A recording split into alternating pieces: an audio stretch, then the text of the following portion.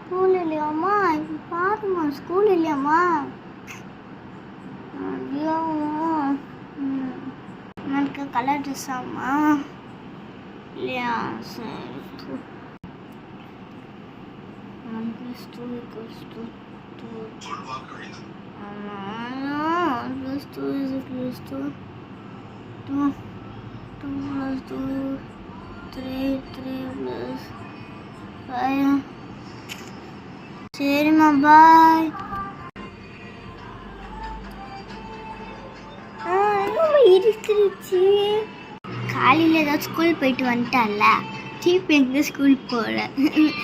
இது மத்தியானம் நீ தூங்கியிருக்க. அம்மா